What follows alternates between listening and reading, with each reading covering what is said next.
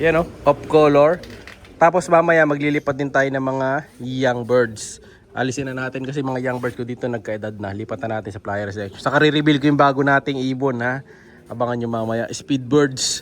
So ngayon, ito yung papadala natin kay boss. Meron tayong blue bar. And then meron din tayo ditong off color saka checkered. Magkapatid yan. Ito yung Vandenbroek Jansen. Ito naman. Ito maganda to. Japan to mga kalapatids. Japan stitch. No? Ganda niyan. So ito yung mga ano niyan, pedigree mga kalapatids. Ayan. Yung sa blue bar. Ito yung sa pied. Ito, di blue bar lalagay ko dito. Di ko pa na tape. Naubusan akong tape. Ito yung sa checkered. Siyempre hatid sa atin yan ng Royal Bath Salt. So ito yung gamit natin pampaligo. Kung kasi pa yung gamit nyo, palitan nyo na. Ito napakaganda pang kalapati talaga. Ayan o. Oh. Dagdag recovery pa. And then meron silang bago. Susubukan ko. Itong Royal Poeder Respond or Responde. Ayan. Pang ano siya. Pang spray mga kalapatid sa mga sugat. Ayan. Oh, tapos may eliminate pa niya yung mga kuto, lisa. Ayan. Kaya napakaganda nito. Tatry ko to. Hintayin lang nating may injury. Pero wag naman sana. So, kailangan bawat lot merong mga ganito kasi kailangan natin to para in case na magkasugat ibon natin, meron tayong pang spray agad, no? So para siyang quick heal. Pero ito pang kalapate, yun ang kinaganda niya, no? So tara, reveal na natin. Box ko na yung mga ibon na to, ready to ship na. Sa mga gusto sumali, syempre sa ending birds natin, alam niyo na. 160 free shipping yung isa bukas para kay Boss Emorich. 4 ang pinamimigay natin. Buruin niyo yung isang entry ni Boss Renzo, 160 nakadali siya ng isa. So last time naman meron nakadali si Boss M3 Uy, yung 160 niya na iuwi niyang ibon, dalawa. No? Buti 160, dalawa ibon. No, ano pa, ang hintay mo? Sali na. Siya si Idol Madla, nakakahanga, may mga hawak, gandang linyada. Ika'y inspirasyon kung bakit hanggang ngayon ako'y palaging kumakarera.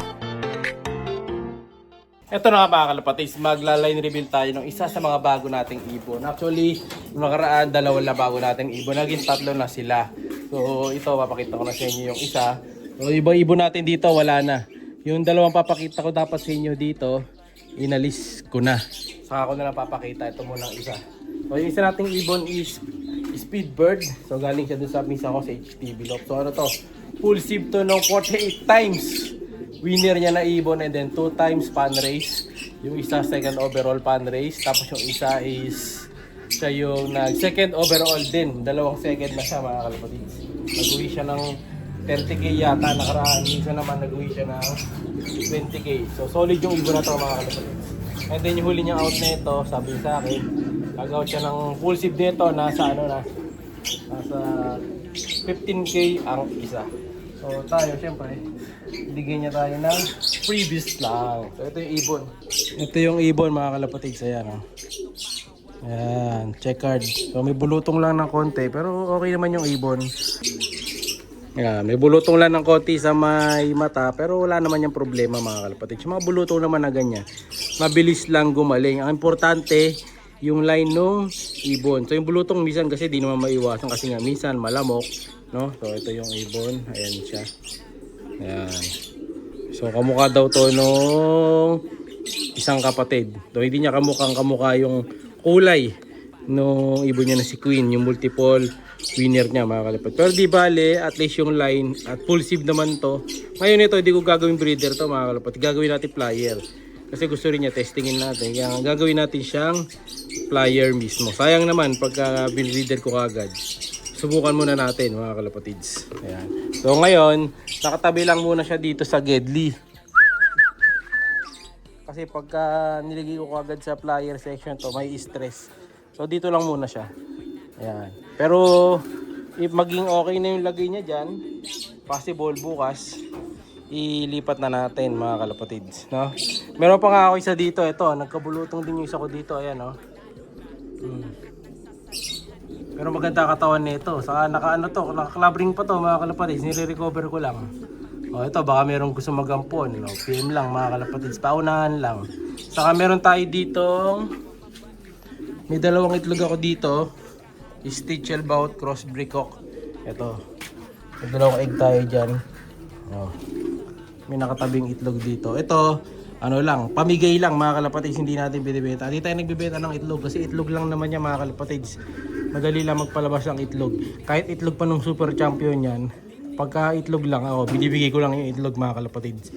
Basta walang maglilimlim, no? Ito kasi, inalis ko, ito yan, ito yung magulang niya nasa kabila.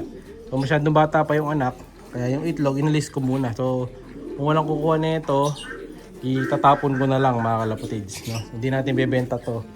No, wala rin tayong kapalit para makuha yung itlog na to. Sa papamigay ko lang dun sa may gusto. So mga ano na yata to, 2 araw na yata nakatenga. So diyan muna natin lalagay. So ito nga pala yung gamit ko pampurga. Ayan. Ito nakalagay na dito. Lalagay ko na lang sa yellow basket mga kalapatids. Ayan, no? Pedro.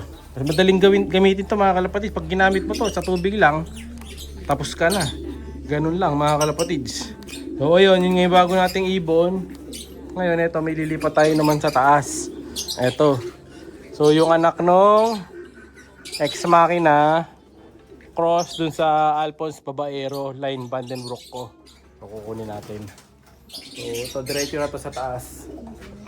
I-check ko lang yung record book ko kung anong kulay ng clip ring yung lalagay ko. Wala kasi record mga kalapatids. 7-4. So, pwede kasi siguro sila kung may batch nito.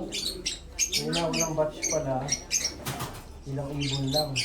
So, dito ko na sila sasabay mga kalapatids. 7-4. Ano naman date ngayon? Medyo malayo pala. 3 weeks sa pagitan. So, ibang clip ring na sila mga kalapatids. Ang gagamitin natin. So, ready ko muna. Ito yung isa mga kalapatids, checkered. So, ex machina cross Babaero line nga to. Ayan. PHA cross PHA.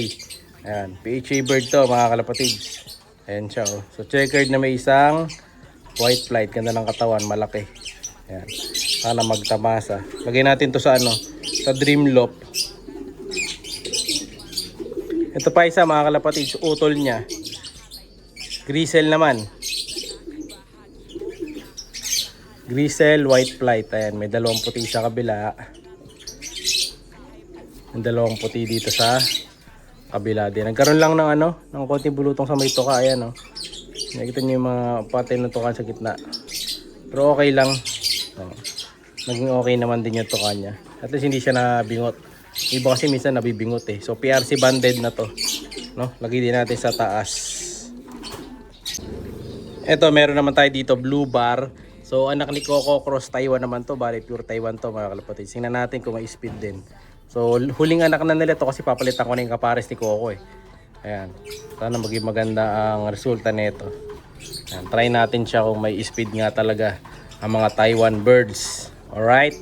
Sa likod to. Yung dalawa nilagay ko na sa taas eh. No? So wala na yung mga ibon dito. Ayan, pinalitan na natin ng 2 bagong YB. Ayan, tinanggal na natin. Ayan, maglilinis tayo kasi mamaya kaya madumi. Ito, ililipat na rin natin ng pwesto. Meron pa tayo dito 3. And mga bagong lipat yan mga kalapatids. Yung mga nakalagay dyan. No? So for now, ito, lagay na natin sa likod. Let's go. So last bird na to. Naililipat natin. Yung iba medyo maliit pa. Yung iba wawalay ko pa lang. Yung mga 20 days old natin. Babakasin na. So nag-iisa lang siya sa batch niya. Pero papahabol ko na lang kay Madlato to do sa 2 nilagay kong huli dito para sabay-sabay sila. Ayan, pasok natin. Yeah. Tulak. Pasok. Alright.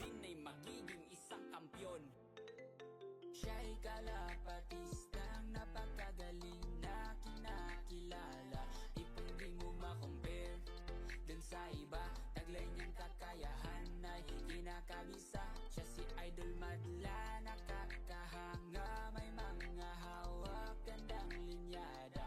Ika'y inspirasyon kung bakit hanggang ngayon ako'y palaging kumakarera. Siya'y kalapatistang napakagaling na kinakilala. Hindi mo ma-compare dun sa iba, taglay niyang kakayahan na siya'y kalapatistang napakagaling na kinakilala.